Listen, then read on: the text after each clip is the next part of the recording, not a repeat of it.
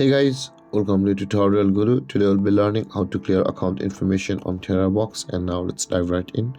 Now to clear the account information of your Terabox account, first open up the Terabox app on your phone. And after opening a Terabox app, guys, at the top left corner of the screen you can see the three-line icon available for us.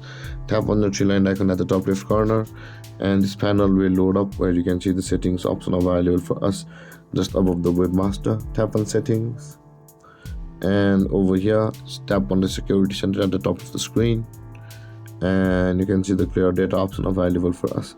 Clear data option, and over here you can see the first option that says account personal information. Tap on the delete button and tap on delete, and then your account information on the Terabox app will be cleared out.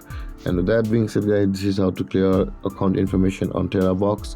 And if you have any confusions or questions regarding the topic, feel free to comment in the comment section below, and don't forget to like, subscribe and hit that bell icon for more videos. Thank you for watching, guys. Peace.